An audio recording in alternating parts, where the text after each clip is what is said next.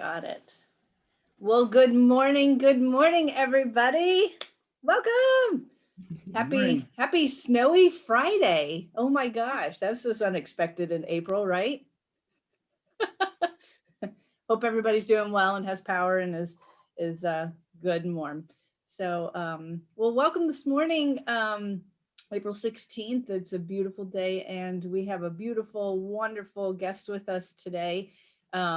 The lovely Dr. Dot Maver. She is an educator and peace builder whose keynote is inspiring cooperation, I am reading, on behalf of the common good. So Dot is the co-founder of the Global Silent Minute, National Peace Academy in the USA, Global Alliance for Ministries and Infrastructures of Peace, and the Seven Ray Institute. So hopefully she'll tell us a little bit more about those. She's also the co-founder the founding executive director of the River Phoenix Center for Peace Building, which is awesome, and the Peace Alliance. So her work in education, politics, and grassroots community is organizing is focused on applied peace building, utilizing a shared responsibility and shared leadership model. So welcome, Dot. We're super excited. And is there anything that you want to just elaborate in that, and then we'll go from there? Yeah, thank you. Thank you, Tisa. And I want to say thank you to the Proactive Health Collective of Keene. And I know this is going to be a conversation after I get to share a few thoughts. Thank you for that. And I have really enjoyed preparing for this, reflecting on the intersection of health and peace. And two of my favorite topics, but to actually say something thoughtful about it, I really have sat with that. So thank you. So Dr. Tisa and Dr. Matt with Cheshire Wellness in Keene, bless you. Thank you. I love being on the journey with you. And I know Allison Millar is going to be joining us, an acupuncturist. And so I want to say when she gets on, let's remind ourselves, congratulations. She has a new associate. Yeah. And right. And Rebecca Montrone, I look forward to meeting you professionally. And I loved what you said, I guess it was last week, common is not the new normal. I love that approach. And Dr. Jean Clerkin, I think we need to start with, well, first of all, I love when you said kindness matters. That's close to my heart. But Jean, I understand that this whole thing started while you were playing guitar. You got inspired while you were playing guitar. Can you tell us about that? And then I'll share a few thoughts. Yeah, like for me, playing and writing is my journaling, I guess. And so I'm typically writing whatever is, whatever the environment is that I'm experiencing. So, as far as Proactive Health Collective of Clean, it's just,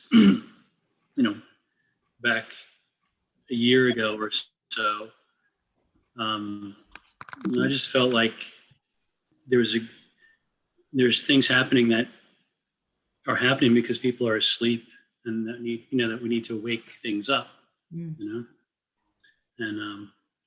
sharing information and ideas and concerns, I think, is what drove this. Well, I see some friends in the Zoom room with us today. So hoping that you will put in the chat how people can look at some of those sharings. I mean, really excellent, and so much information that speaks to synthesis is, and unity must be created, right? So when we talk about the body and our health, synthesis is. And I want to, Allison, hi. Hey. Hi, Dot. And congratulations, you have a new associate. Allison is a fabulous acupuncturist, and I know from personal experience. So, thank you. It's great to see you. Sorry I'm a little bit late. all good, all good. So I was just invited to share a few thoughts on this intersection of health and peace. So for me, there are three main premises in life that inform everything. The first is all is one. Separation is the great illusion. The second is hylozoism. Everything is alive. So, in my way of thinking, we should act accordingly. So, kindness. And the third is energy follows thought. Yep. And literally, we are what we think we are. So the definition of health through something called transformational kinesiology, which I think I know, Jean, that you work with kinesiology as well. And the definition of health for us is a free flow of spirit through form. So disease is Dot, yeah, Dot, yes, yes, I so apologize. yes, But but number one, I was muted, so I couldn't ask you. Yeah. You said number one, all is one. Two is what? hylozoism, hylozoism. Right, I got it right. Hylozoism. Everything, what yeah, is- see? And what is three? And three is energy follows thought. And All right, thank and you. I just want to say to our listening audience, Yeah. you can chime in on this. Oh, You good. can, if you're in on the webinar, Yeah. you go to the chat or you go to the Q&A. If you're in on Facebook, you go to Facebook and you can interact with us. So I don't know that we said that. So I just want to make sure. So Oh, good. So Rebecca or Dale, Dale's behind the scenes. Thank you, Dale, for Yeah. the IT support. Can one of you put in the chat for all of us the Facebook link? sure, I'll do that. I'll Thank do you. that. That would be most Just kind. want to know that people can be involved with this. Okay. And because I was testing out my whatever, I missed your 3 points. All is one. And then Zoism, everything Zoism. alive And then energy. follows thought. Okay. We literally are what we think we are. And Love whatever I've heard all of you say this one way or another over these past months, whatever we pay attention to, whatever we focus on, we're going to get more of. So in a way, that's a big aha, right? A blinding glimpse of the obvious. But yes, so disease then is literally dis-ease. And there's a block in that free flow of spirit through form. And so that's a whole other conversation that we can all have some time about who we actually are. But in TK, transformational kinesiology, we say, let's live life as a cause, not as an effect, which means that we strive to discover what the cause is of those blocks so that we have this free flow. And we all have innate wisdom in our bodies. So we can use gentle muscle checking to check both the conscious, the superconscious, and the subconscious. And so we set an intention so that, because we love to have direction, right? So, and something to focus on, and the intention of the lower always attracts the attention of the higher. So we want the higher self involved, or the soul. So we set an intention, and we know that all of us have limiting beliefs, emotional stressors, and symptoms, often physical symptoms. And so then we look at our willingness around those things. Are we willing to really resolve that, or let go of that, or take a deep dive look at that? And once we have our aha moment, we then balance using color, sound, movement, whatever it is. So a person will experience an actual shift in homeostasis, in natural balance, coming more in tune with who they really are. I have a question. I love it, because I'm going to mention your name in 30 seconds. Go ahead, Rebecca. No, you said we have our spiritual beliefs. We have our emotional stressors, but there was a third thing. We have limiting beliefs, mentally limiting beliefs, Limiting like beliefs. I think Okay. I am whatever, which it may Okay, not even be limiting true. beliefs. Okay, Yep. Then we have emotional stressors, right. things that stress us, and often, like after a trauma in particular, we need a stress release so we don't fight, flight, freeze, that we stay present and call in the alta major to help us breathe through and recall what just happened. And it's like, ay, ay, ay. Been through that recently myself. So, but to release that stress. And then we also often have physical symptoms. And I know all of you are dealing with all of that all the time, but this is through the lens of transformational kinesiology. That's the snapshot that we take.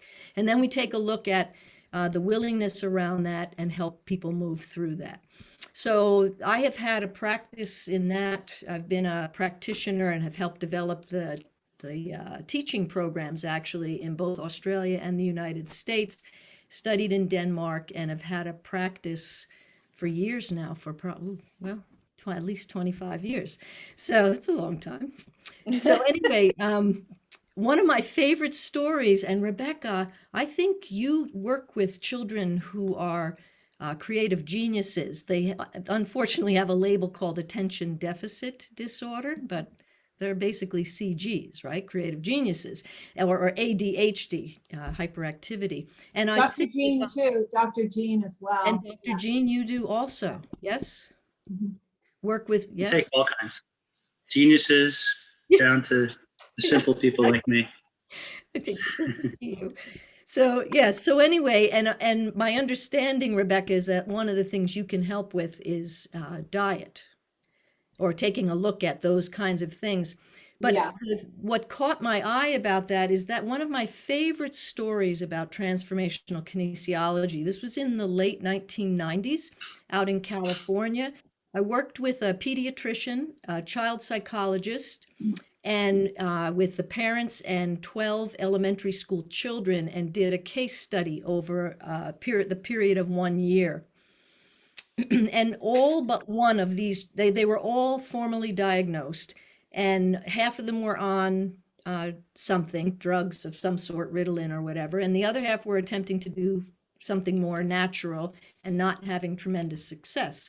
And so we did that for a year, and then beyond that with a number of them. But in that year, what we found, all but one was able to come completely off the medication, and in every case it was pulled out of their file because they no longer demonstrated the same symptoms. So it's kind of remarkable when, and as all of you speak to all the time, how when we come in alignment with our essence, and I would name it our spiritual essence, when our true selves, when that is flowing freely, the more we acknowledge that, the more we work with that, the more we understand about breathing and the energy flows, the meridians, all of it, acupressure and puncture points, the better off we are.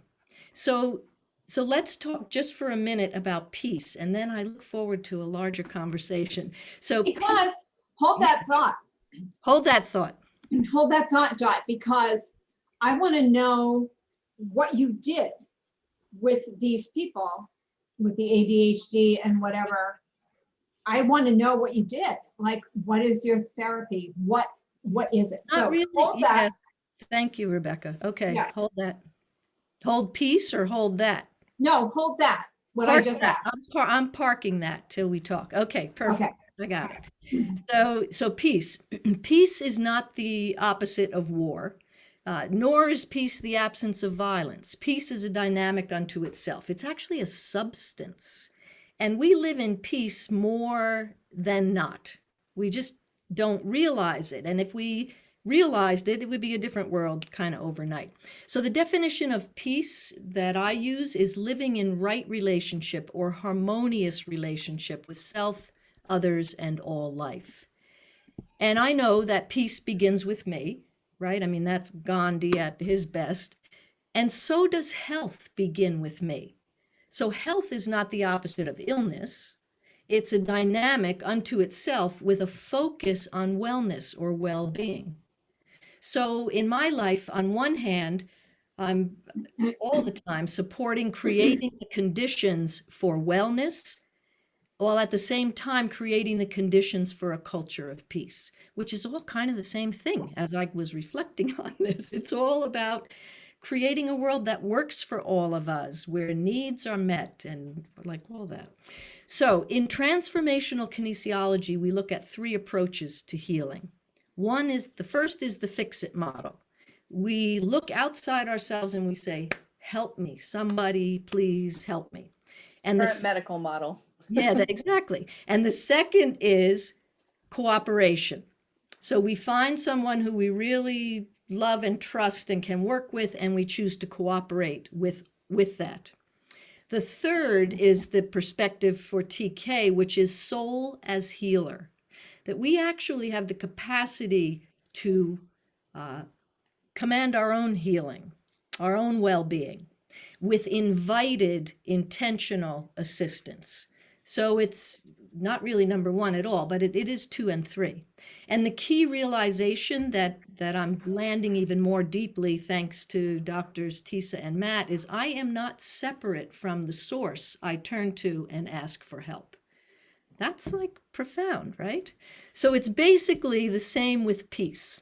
We tend to look to others for answers. We want peace in this world. We want peace everywhere. So we look to our government. We look to local leaders. And then we end up getting upset and critical and all of that. So what's the need there? To cooperate, to take responsibility as citizens, this shared responsibility, shared leadership model. We're all CEOs of our own bodies, and we are all in CEO positions on this planet, with Mother Earth being a body herself. So the need is to really cooperate with all of that. So as peace builders, we are creating the conditions for the culture of peace. And that is twofold, both structural, the policies, the institutions, all of that. I've been really blessed to help, as Tisa said earlier, to help found a number of those, such as National Peace Academy, Global Alliance for Ministries and Infrastructures for Peace, River Phoenix Center for Peace Building, and Global Silent Minute now, 9 p.m. GMT daily. So 1 minute for global cooperation, peace, and freedom. But those policies and institutions have to be built from the inside out. It's not just like peace isn't an outside in event. It's an inside out job. And so this also has to do with cultural norms. And presently, we live in a world, a system that actually supports violence. And I know we know this, that's not news, but that's a cultural norm. We need a system that supports peace, to make peace the cultural norm, a sharing economy, a spirit of cooperation, and just, dialogue and deep listening. The list goes on. Restorative justice. There's a whole peace building toolbox. I love, Dr. Jean, that you brought up toolbox last week too. I say that all the time. So basically there's a big difference between positive peace, helping to actively create those conditions, and negative peace, being happy that there's no war or violence somewhere and saying, phew, okay, now we're at peace. No, that's not actually peace. That's just an absence of war and violence for a minute. So that's what I do. I do it through all those things, including the Maver method, which is a revolutionary fast pitch softball technique for hitting. That's for a lot of years also. And I'm really blessed to work with my Indigenous brothers and sisters at this point, particularly Chief Phil Lane Jr. And the Awana Collectiva, the women firekeepers, fire tenders, the weavers in the Amazon. And they are helping to bring forth the ancestral wisdom, plant medicine, etc. So I think that's plenty I could say more, but I want to talk with everybody, please. Wow. That's Well, I've got plenty of questions. Oh, good.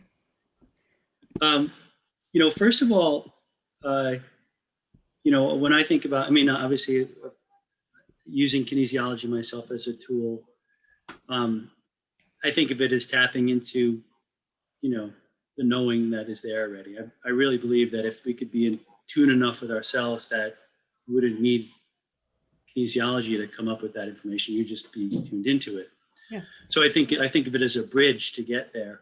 I'm sure you're familiar with the book Power versus Force. Yes. Hawkins, one of my favorite books. Hawkins, yeah. So like where I'm using this as a tool more on sort of a physical realm, like how's this organ doing and what might be causing stress to it. It sounds like you're kind of more into the, like in that book that I read, Power versus Force, they're using it as a measurement tool for consciousness. Right. Right. So it sounds like, in a way, and this is what I'm asking you, is that kind of where you're applying this tool in that realm more, In that the consciousness realm, or Yeah, my whole life is in the consciousness realm, Gene. I have to say that's me. Everything is about consciousness and ever expanding consciousness.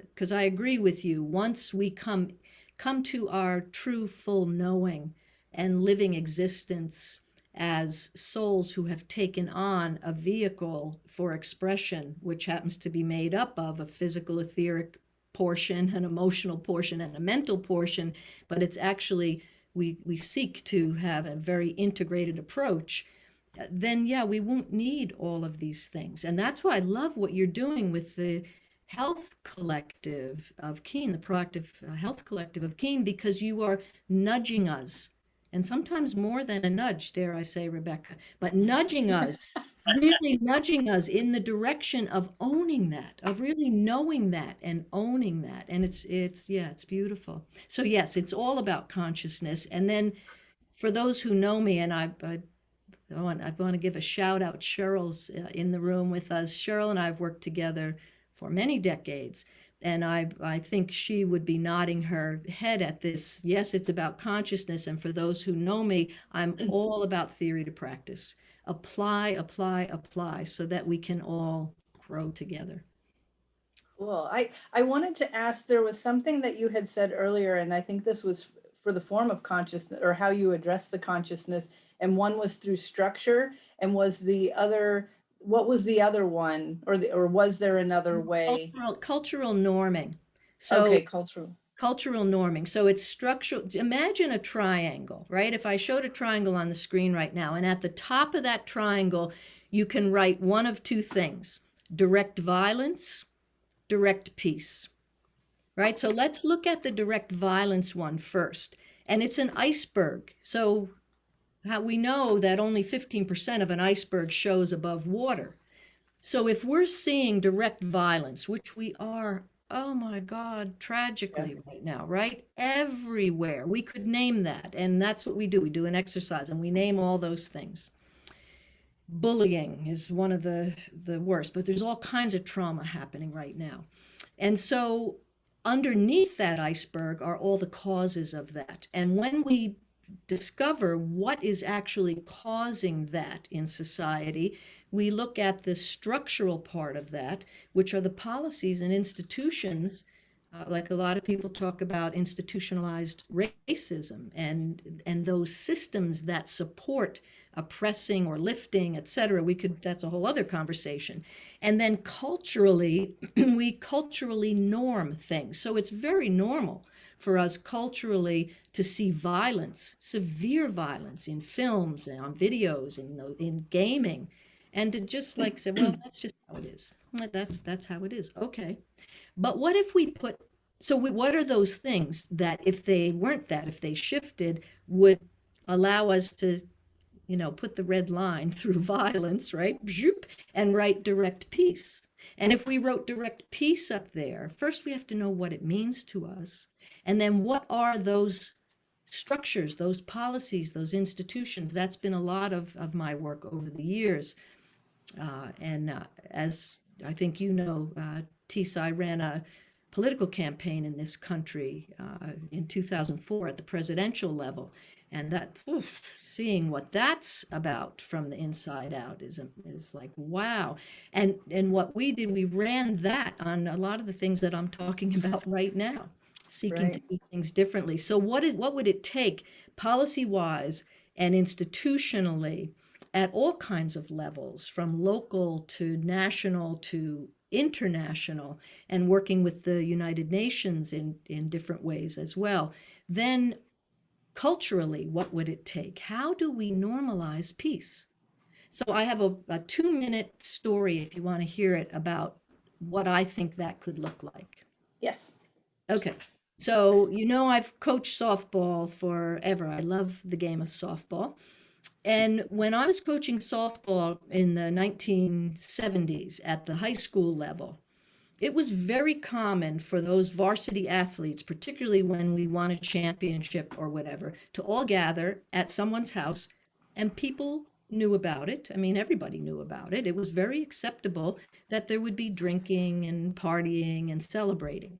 Now, it wasn't necessarily acceptable to the coach, but nonetheless, that kind of thing would happen. And then drinking and driving would happen. And then a lot of people died. Now, it wasn't just because of athletics, but that was part of what fed this drinking and driving, and thousands and thousands and thousands of people would die. Well, finally, mothers got mad enough that Mothers Against Drunk Driving was formed. When that formed and they began to take a proactive approach. So now I'm leaning into the health thing here. You're the name of your group, right? Because I'm putting two and two together. A proactive approach to no more deaths. We've got to make our automobile industry and our alcohol industry, we're not going to get rid of those, but how do we make them take responsibility, shared responsibility? And over the years, SAD developed, Students Against Drunk Driving, which turned into Students Against Destructive Decisions. So it was 2004. I wonder if that might apply to the COVID vaccines. Well, there you go. See, now that let's put that Against together. destructive decisions. Yeah, let's put that together in a minute. So in 2004 on the Hill in DC, I was speaking to MAD, SAD, and political leaders and sharing what I'm sharing right now, because what we were seeing then in that room were lobbyists for both the automobile industry and the alcohol industry. And what do we have now in this country? We have commercials on television, and we have for a number of years, where someone walks in and they're going to take a drink, and they drop their keys in somebody else's hand, and it's, if you're going to do this, drink responsibly. And then they exit and they don't get in their car to drive. Somebody else does, and they are a passenger. Now, whatever we think about all that, that tells the story of what is possible with structural and cultural norms. It's not okay anymore to drink and drive. And I don't think there's anybody who would disagree with that. Back then, there were a lot of people who would disagree with that. That's the idea. I'm interested, I'm really interested in this topic here. Again, Rebecca brought up the whole, what is the climate right now? What's happening? And I, like in the work that doctors Avatelli do, and we kind of have this healing cycle where the second phase or stage, as we call it, is polarity. It's kind of where you really get this push-pull going on, and there seems to be a huge amount of polarity, right? As much as I can imagine there's ever been in society. And, on one side of it, there are people like me that say, well, you're violating my bodily autonomy, my peace, my family. That's a violence to me. And my thought is like, well, like you want to be promoting peace, but at what point, you're in self-defense basically against another faction that is on the other side thinking they're as righteous as you are in what they believe. I think that's a very important point, and I piggyback on that. You can have peace with deception. Everybody can just believe the same thing, and that's peace. Truth, Jesus said, I didn't come to bring peace, but a sword. Your enemies will be those of your own household, because there are certain things that are true. And the principles that Dot is talking about, that we value in everything, are based, in my opinion, based on, you guys all know, I've said it before, I'm all about the Bible, and that Jesus created the planet out of nothing, ex fiat. He spoke and it was, and his word holds it all together. So if you want people from every place just to hold hands, we are the world, we are the people, that's not going to work. It's not just about, okay, can I just live aside you? But the principles in the scriptures are the golden rule. Yeah. Do unto everyone as you would do unto yourself. Yeah. It's all about respect. It's all about love. If you respect people and you consider others higher than yourself and you humble yourself, you will act in a loving manner. It doesn't mean that you put down your particular views or whatever. It means that you are acting in a true godly way, which is peace. And I think, Dot, I think you're coming from that whole same place. It's like, The yeah. only thing I'm going to say to, I am, absolutely am. And the only thing I'm going to say to that is when Jesus came with the sword of truth, he understood that peace is not the goal. Because it isn't peace just to be quiet or just to pretend that nothing's happening or to say, oh, there's no conflict. No, there's tremendous conflict. And we need to listen to the message in the conflict so that we raise to the point of common purpose. That's or be able to at least hear one another. Yeah, so that I agree with you. That's not peace. He came with the sword of truth. That sword was not to do harm. And that's where I think we get mixed up sometimes. We always think of the sword as now we're going to do harm to something or someone. No, it is the sword of absolute truth. And there is no religion higher than truth. That's straight out of the founder of the Theosophical Society, Helena Blavatsky. So that, yeah, I totally agree with you regarding all of that. And if we practiced the golden rule, my goodness, things would Well, change different world it would be. in a hot second. Yeah.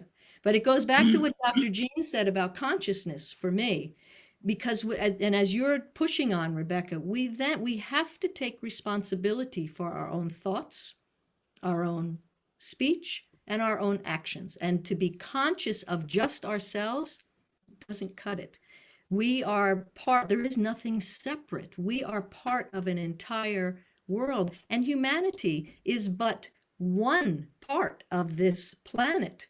That's why in governance, what we are encouraging from a peace perspective, not peace as the goal, but as the natural outcome of some of these things, it is, so it's very substantive, is that we need to shift from a human-centric way of governing ourselves to an ecocentric. Because we have a tendency to think that everything's here for us, the animals, the minerals, earth, we could do whatever we want. No, we need to be in cooperation with all that because everything is alive and every life counts. And if we don't cooperate, like Mother Nature is proving to us, we're in trouble. Well, my comrades here will know that I totally agree with that. I feed the squirrels and the birds and everything, and I really appreciate all of that. I do think that being concerned for ourselves as humans is not necessarily being human-centric or whatever. I think if we did things as we should, that would trickle down to everything. And again, I'm sorry, I don't apologize, really, I shouldn't say I'm sorry, but Adam was put on top of all of the animal kingdom. And if we treat things right, things will work right. And we don't do that. And we have a lot of interference. We've got some really diabolical interference with chemtrails and with trying to block the sun,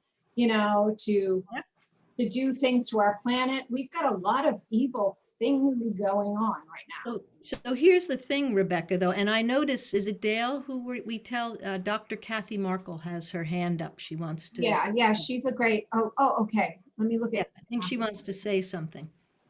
Where do I not see her? Why don't I see you, Kathy? Q&A, are you in the Q&A now? She's in the chat. Oh, let me see. I think you can give her the audio, though, so she can speak if she She's wants. right here. Oh yeah, I can do it. Yeah.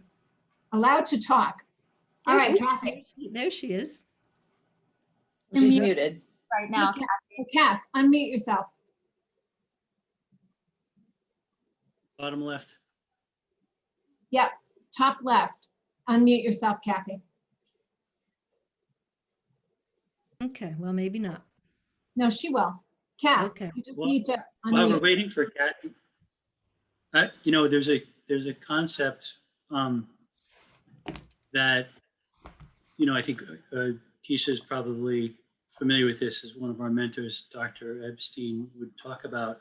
It's like if somebody has cancer, the internal emotional state shouldn't necessarily be like, well, I have cancer and I'm okay and I'm at peace with that. Sometimes you need to like, fuck this cancer, and get angry to get out of it, which isn't considered necessarily a peaceful state.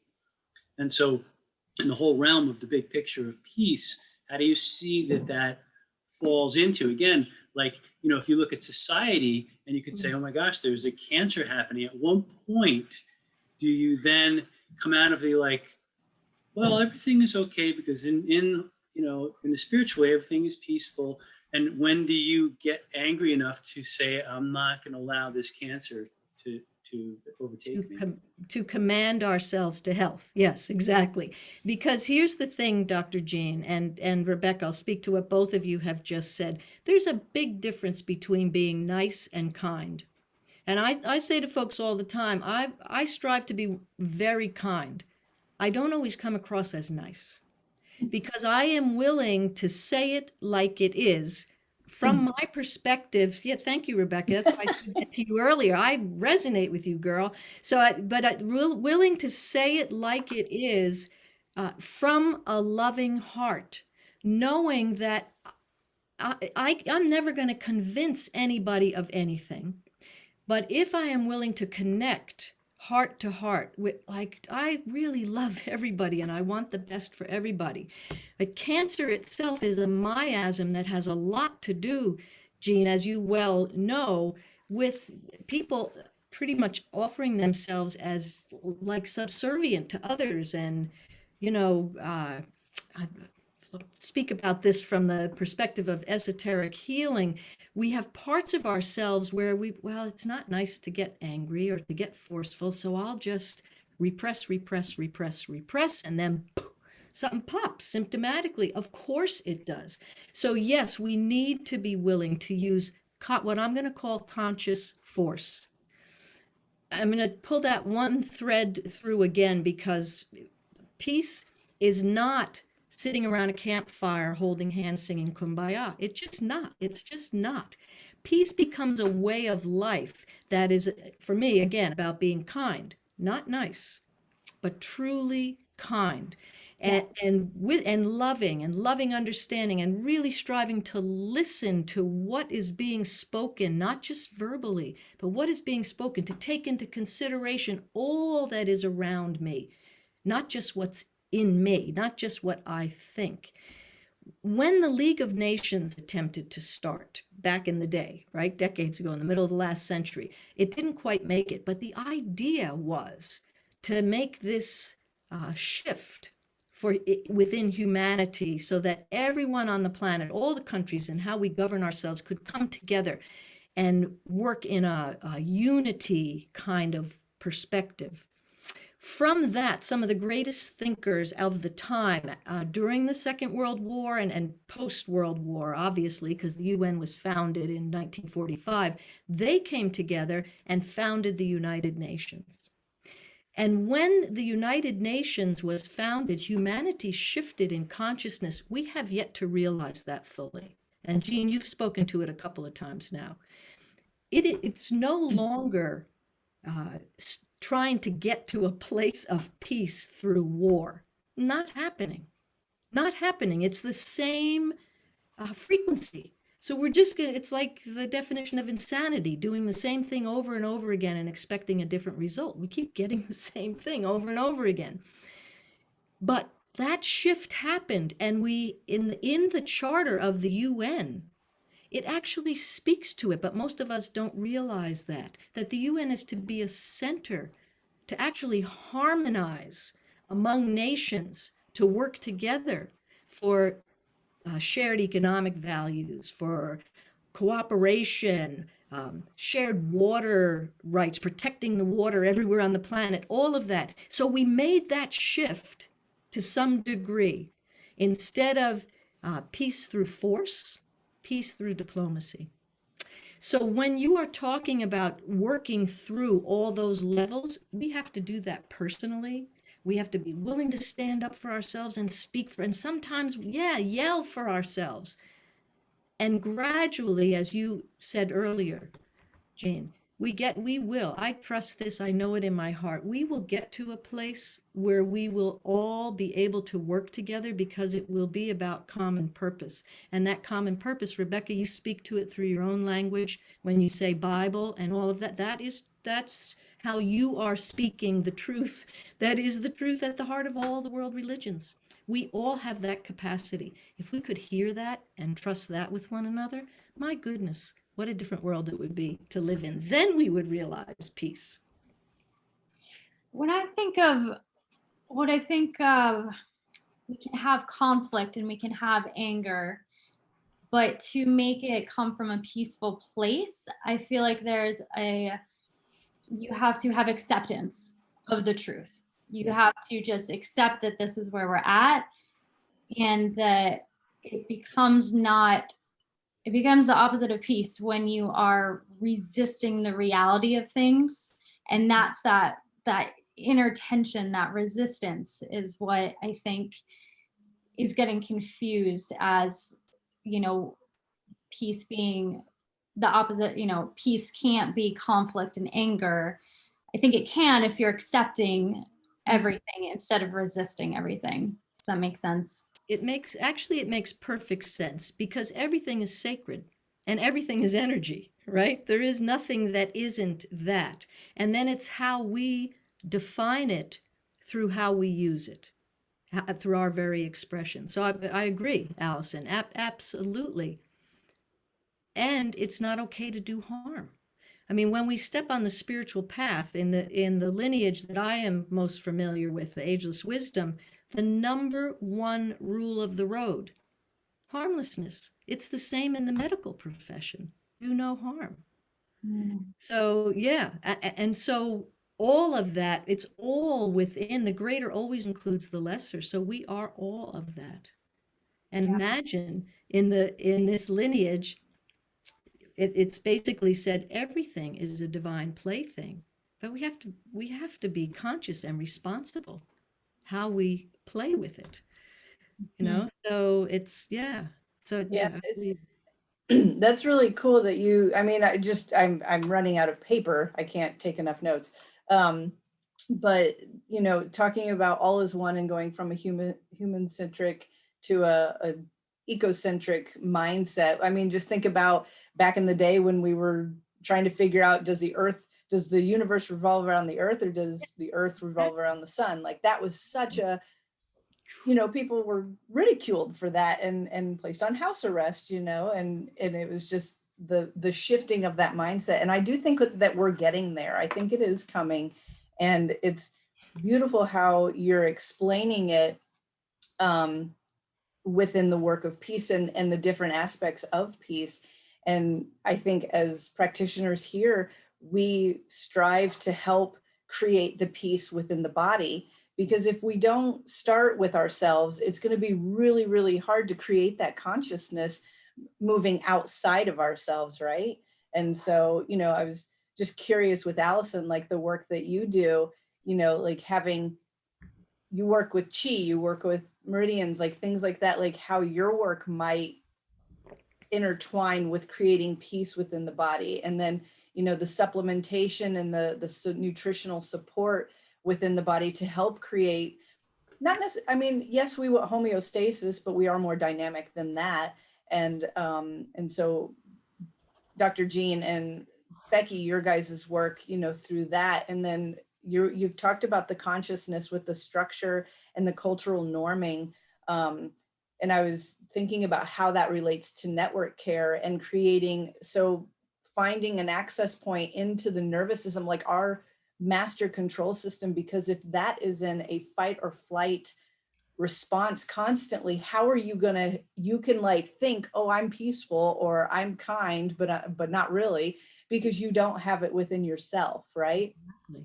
And so moving that through all of these avenues and including your work, finding where is your limiting belief, because I'm a huge proponent of, the law of attraction. And I one of my favorite classes to teach is Your Spine, Your Emotions, and the Law of Attraction, and how, how we perceive ourselves is very important, because if there's any aspect of hate within ourselves, it's going to be precipitated in some form out into the world. And Right. so I love where we're all coming from, and the avenues in which we address not only the body, but how that goes into the world, because our job, like my mission, for the people that I serve, is to help create people more connection within their body and then their mindset, and then they're upright, they're energized, they're like, holy moly, this is so different. And I'm like, great, take that into the world. And I tell you, the first like 5 people that you're going to become in contact with are going to be like, what do they have? I want that, Exactly. and it's all part of it. And I don't know, I just find it so fascinating, Yeah. in the realm of how we are all connected. Yeah. So I just want to say, I hate a lot. I hate injustice. I hate lies. I hate deception. I hate the UN, which is part of the cabal. I hate all of this crap that's going on. And I will never say, I'll take a shot to be peaceful, or I will not do anything to Yeah. make an appearance of peace, right? Peace for me is predicated on truth. It's predicated on a very solid rock bottom truth. Yeah. No, good on So it. I'm not playing anybody's game, and we are the world, we are the people. We have been so deceived as a population, and that's why people are lining up to get their shots thinking they're doing the great thing for their world, and they are committing suicide. So I really do hate, and I will always hate very, very strongly Yeah. anything like that. So here's what I'm going to say to that. And first of all, I am feeling you, Rebecca, and I am hearing you, but I am feeling that, like that rage against the system as you speak.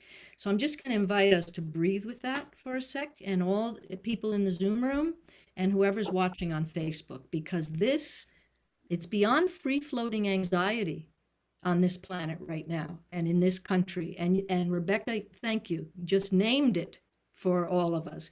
So I'm going to ask us just to breathe. Just take a moment of silence and breathe through that hate.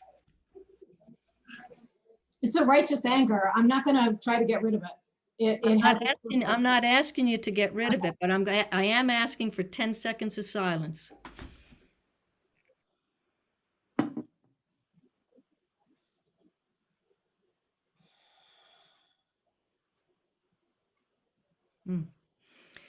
And as we breathe together, Rebecca, connecting with you, there's a difference between righteous anger and hate. And the reason I dare say that so confidently is the story of Jesus overturning the money changers' tables outside the temple. And I'm going to name that righteous anger. But there was not a cell in that man's body that hated. And hate and anger they burn hot. They burn like fossil fuels. And so I'm not asking you to do anything or change anything. In fact, I'm going to please invite you to keep speaking up on behalf of all of us. Yay. But I am going to invite all of us to take a look at any place where we find hatred, or true anger, and to look a little deeper than that. And the quick story I'm going to share about that has to do with a dear friend of mine. And when there was the Exxon spill, and he went up there, loves the planet, loves everybody, loves life, and can't stand that the animals are being harmed, all of it, right? Cares so much that the anger turned into hate and ended up doing something that put a big stop to his career.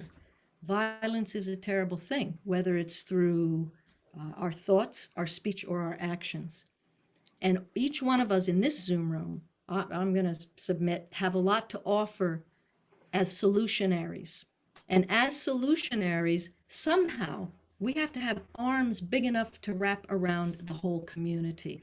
And I'm not pretending to know the answer to that, but I know that love is much more powerful than hate. And how we connect with people is to really be able to hear them. And I so deeply appreciate that you are Oh, naming it in I'm your. sorry. I know the Bible very well, and God says, I hate injustice. I hate injustice. And when you are unjust to people, you disturb their peace and you ruin their lives. So injustice is something we hate. And it's with a godly hatred. It's with a righteous hatred. But God said, I hate injustice. I hate it. Yeah, in Right? today's So you world, despise it. You Yeah. see it as the enemy. Yeah. So when people are lied to, you hate it. You don't go, okay, kind of like put up with it, but I don't want to hate it. I don't want to like say too much. No, we hate injustice. We hate it when people are raped, pillaged, burned, murdered, and that's there what's going on. there are so many atrocities. If I start naming the atrocities, sex trafficking, and I mean, we'll all faint out of our screens here with the pain and the suffering on this beautiful planet we all call home. You're not going to get any argument from me. But there is a fire, there's a big fire around all of that. And here's the thing, if I want to quit smoking cigarettes, so I hate cigarettes. I hate the way they make my clothes smell. I hate paying the money for them. I hate that I can't stop smoking them. I hate that I can't climb up a flight of stairs without being able to take a deep breath. Every single time I focus on that, I am throwing a log on the fire of cigarettes. I can't get away from it.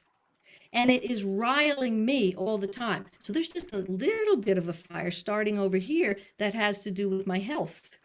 And being able to take a deep breath without coughing, and being able to wear clothes that people aren't like, oh, get away from me, whatever. So I want some kindling for that. And that's the work that I'm doing on the planet. It's going to take all of us, Rebecca. It takes the person who knocks down the building on the corner that's being used for drug use, as well as the global visionary who sees, oh, let's make that a community center and let's get all these people involved to raise the money and help make that happen. We have to work as a team.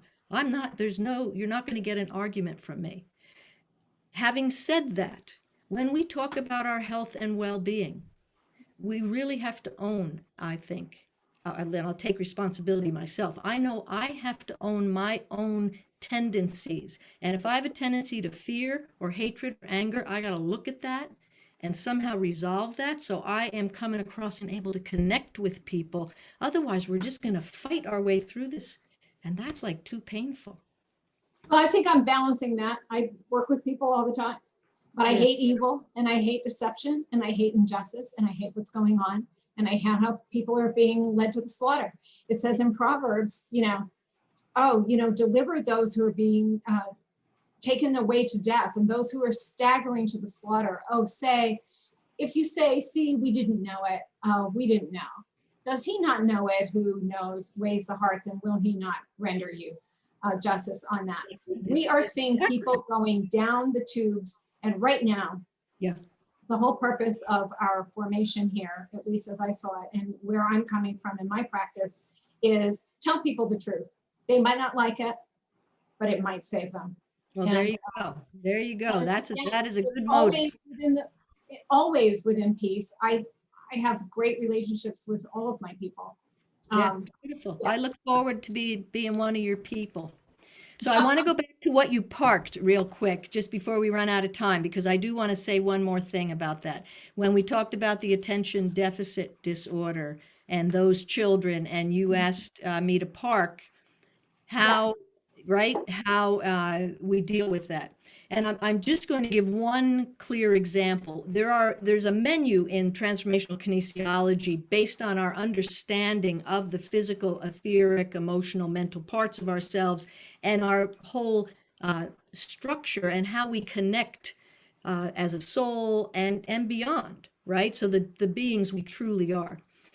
Well, in the body, we know that we have 7 major centers or chakras, right? That literally inform who we are. Well, there are 21 minor chakras as well in esoteric healing. And without going into details, one of the things that has developed through TK that is profound for people, particularly these youngsters who, some of them, their etheric body is like over here. Their scaffolding, their energy scaffolding is over here, and then their physical is here, and they just can't get it together. And educational kinesiology is critical also, knowing how the brain works, and we learn on in everything we learn in 3 stages: autistic, ipsis lateral, contralateral. And sometimes we get stuck in autistic or ipsis. So knowing those basic things, one of the things we developed is called physical etheric coordination. And working with the particularly the minor centers in the body, and then what we know is if the etheric body is too tight, particularly around the neck, laryngitis can be a problem, like stiff necks all the time. If it's too loose, people faint. They faint all the time, and they can't understand why. If it's high and it's not anchored in the heart, all kinds of symptoms can show up. Now, I'm not saying it's a cure-all by any means, but it is one piece along the journey, and particularly for children, when something like that happens, they get stuck in typically an ipsis lateral way. So instead of throwing a ball, here's something I hate, Rebecca. I hate when people say she throws like a girl. No, she doesn't throw like a girl. She throws like somebody who hasn't been taught properly how to throw through the 3 stages of throwing. First, we throw like this. Then we throw same. Then we throw contralateral. So, but anyway, that's for everything. A child learns to crawl and walk first like this, then like this. And we don't yell at them when that happens, when they fall down or whatever, like they're going like this to walk. And we say, oh, very good, honey. Okay, get up, try it again. And gradually they get to the contralateral stage. So We can assist that. I love that. But Okay. to me, that's like physical therapy. Yesterday, there was, because that should never have happened. We shouldn't have all these autistic people, and Dr. Jean will absolutely agree with me on that. We should not have all of these autistic people, but we do. Yeah. So we had a guy yesterday, reported in the press, 43 years old, father of 8, gets his J&J shot. And 3 hours later, he's unresponsive at his desk. Oh, And they say, well, now he's critical, but stable. And it's going to take about a year of physical therapy to get him back to his normal life. So when we're talking about autism, I want to say all of these autistic people shouldn't even need, what you're doing is great. I think that's wonderful. But autism is not a natural state of health. It is an induced. I'm not arguing that. Medically induced state of health. Yeah. And this is where we are right now. We're trying to take the balls and just keep them in the air and keep them going because we have totally messed up our entire world. Yeah. So I'm going to say, Tisa had asked me to mention that one of the things that keeps me doing what I do and being who I am is a spiritual practice. And that directly addresses what you just said, Rebecca. Mm-hmm. If I didn't have something to heavily lean on from the inside, just as you do, Rebecca, I hear that loud and clear, taking that in. Sorry. I don't know how I would get up every day. And that's really the work. By whatever means, through whatever form, harmlessness being a key, etc., all the things we've talked about here today. But it is always to come home to ourselves so that we are living from the inside out as the spirits we are. We can't fulfill our destiny, which I'm going to proclaim is peace on earth. Well, there is no peace, as you're saying, Rebecca. There is no peace unless it has truly begun with me, and then gradually it makes its way into all these things. Because we are not going to fix the caterpillar out here. We need to take a look at the butterfly that it might even still be in the goose stage right now, which is a little dangerous, but let's hope it's at least starting to emerge and help it dry its wings. That's where humanity is right now. It's one of the biggest bell curve moments that we've experienced in evolution. Let's own that and celebrate that and move forward together. Wonderful session. I so appreciate you, Dot. Yeah. Back at you. Thank you so much. Like it's beautiful to see how things come together and the different mindsets and different points of view that everybody has. And none of it's wrong.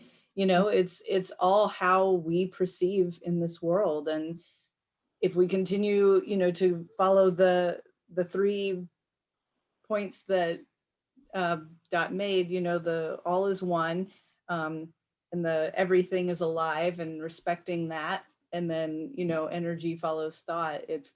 We can really change the world and change, you know, not only ourselves, but really put that out there, no matter what we think or believe in. And actually thank you, Dot.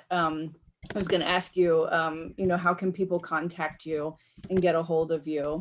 Thank you for putting that in, and we'll add that to the Facebook as well. And then Dr. Kathy had said something earlier. The main focus, you know, is to please God and to make it to heaven. And yes, there is righteous anger, and we just can't let it eat us up inside. And, you know, and going back with, you know, Becky, what might help with that is, like, Jesus told us that they can hurt the body, but not the soul. And that's the point. But we're in the physical realm right now. So it's part of that. And we have to heal all of it, You guys see and this take broom? action. You see this broom? We do. I saw, Dot, you had a thing to River Phoenix. I know the guy who was his agent when he died. Oh, wow. And this is the broom he sent me. And I have his original typewritten manuscript from that time, and he went off to Greece. Wow. I just have a whole River Phoenix kind of background. Wow. Very Yeah, I'll cool. connect with you on that. You might Yes, be, yes. Let's have a chat. yeah. That's Okay. awesome.